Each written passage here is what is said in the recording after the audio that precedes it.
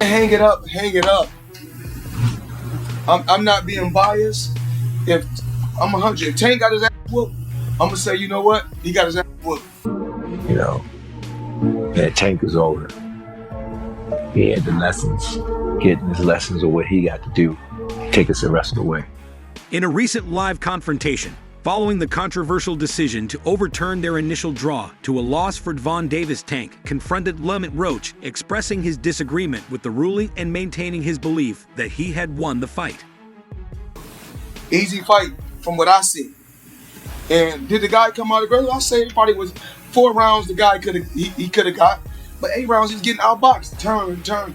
The name of the game is boxing. The name of the game is not slugging, because when the fight game is over, when boxing is all over, and you hang it up like me. The controversial draw between Devon Davis and Davis Roach juror, the New York State Athletic Commission admitted to a technical issue that prevented officials from properly reviewing a potential knockdown. In the 9th round, the commission acknowledged concerns raised by fans and analysts, stating that the matter is currently under investigation. This decision has intensified debates over the fight's outcome, with many arguing that Roach should have been declared the winner. Adding to the controversy, the NYSAC's official statement regarding the issue has since been removed, leaving the boxing community searching for further clarification on the matter. First of all, Floyd don't never want to see no one like a fighter do better than them. How the say Terrence Crawford should fight? Finna be there. That don't make no fucking sense. He don't never want to see nobody be better than him. I'm telling you. You know, that's the line. That's what you next in line. Is there like a The last question, guys. Is there like a love-hate for like yeah, fighter? Yeah, I love the fighter. Like, I ain't gonna lie, if he was like chill, like he'll be the smoothest, but he's not. You know what I mean? He's a great fighter. And my bad. Cause I don't want to say like he's just a scumbag, but it's like he's a great fighter, and sometimes he can be good, but it's like it's always I'm this.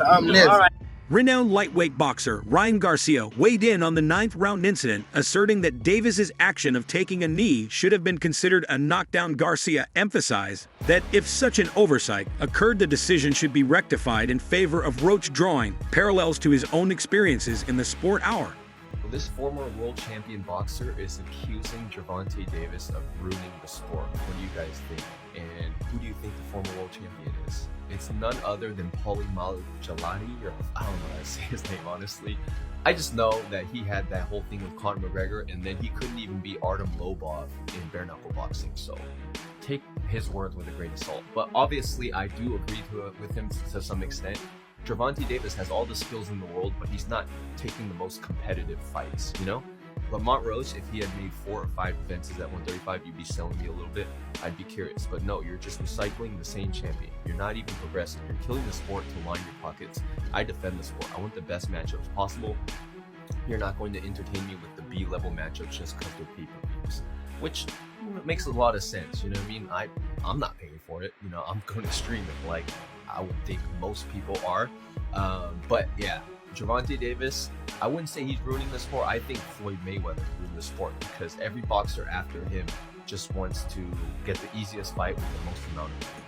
Esteemed boxing trainer and commentator Teddy Atlas expressed his dissatisfaction with the officiating during the Davis Roach fight. Atlas emphasized the need for better trained referees who can make accurate and timely decisions. He criticized the failure to recognize Davis's knee in the 9th round as a knockdown, underscoring that a knockdown should be acknowledged regardless of the circumstances on. You actually need to be thankful that your product got pushed out there, because had it not been, Tank might have been fighting in rinky-dink boxing clubs, bruh. We may have never got the opportunity to know who Tank Davis really was. So let's go ahead and start there. Now, Tank, early on, you heard him. He only getting about 10 racks a fight. Floyd is making it to where, yeah, I'm going to get your mama out this hood, but I'm going to have you on your knees crawling back to me. You feel me? You're going to have to get in where you fit in to really earn this bag the same way I did. But what I think was happening was, I think that Floyd Mayweather Jr. was getting a little tad bit jealous of Tank. He saw the potential. He knew what dude was capable of. And when you got a fighter like Tank Davis, you don't put him in a position to take a L. You put him in a position to win every fight, to grow the brand. Ultimately, this is your product.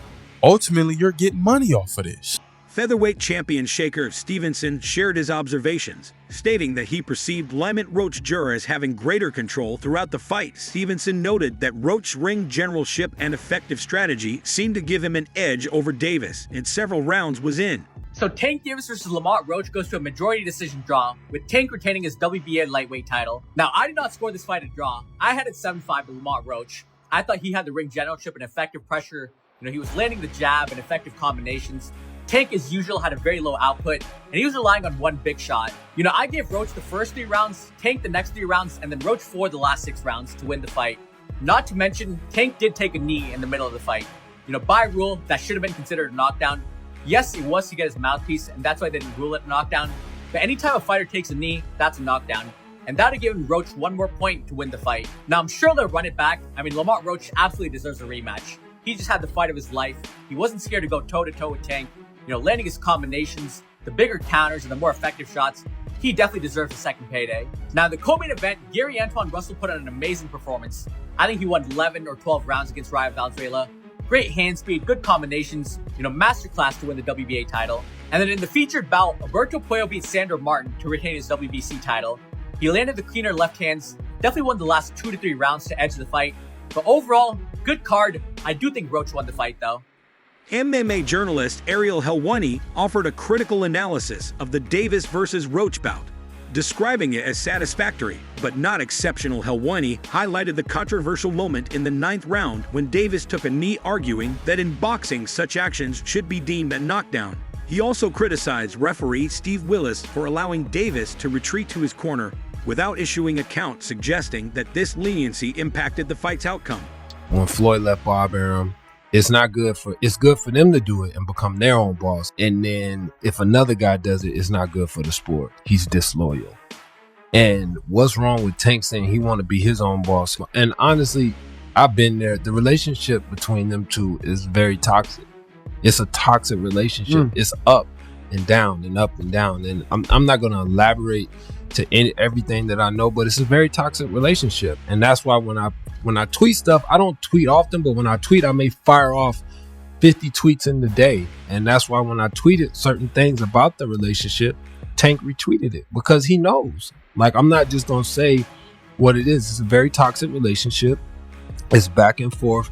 And I think it would serve him best to go and be his own. Fumbling in the lead-up to the fight, John Davis and Lamont Roach Jr. reportedly agreed on a $250,000 bet, stipulating that if Davis failed to knock down Roach, he would owe Roach the sum. Post-fight, Roach claimed that Davis had not honored this bet, adding another layer of controversy to sports. No, I haven't talked to him about it, but we talked about it before. We talked about it a few times. But now that he is doing his own thing, I hope the best for him. I hope he is big as the world. I don't care. I just want to do good. He keeps alluding that there was something wrong there, that he wasn't happy with the support that he was getting. Is there something there from what he's saying, from what your relationship with him? That's not really for me to come out and talk about. I'll wait until he's comfortable with saying and letting people know his business. But now that he's on his own, I hope Lord. Conversely, Lamont Roach Jr. firmly believes he should have been declared the winner. He cited his consistent performance in the pivotal 9th round incident as factors that should have tilted the decision in his favor. A lot of you guys are talking about what Gervonta Tank Davis said, talking about him pricing himself out, saying that he won 150 M's for his rematch with Ryan Garcia. Y'all want to know what I think about that whole video? It looks like Gervonta is on the outskirts. Listen, man, where everything is happening, dude, all these fights are being made over there. It just looks like Gervonta is on the outskirts looking for the perfect op. But at the same time, talking about how big of a brand he is, how much of a product he is, how much he's worth, under 50 M's. I get all that. But here's the thing. What I been trying to say. For us as boxing fans, we're very satisfied with the product we're getting. We get a lot of crazy matchups. And I'm going to tell you this again. The money isn't in the superstar, it's in the matchups. Case in point, Devin Haney, a product by himself. Many people, it's proven that he's not a big pay-per-view star, right? But Devin versus Ryan Garcia is a big fight. Devin versus Teofimo Lopez is a big fight. You get what I'm saying?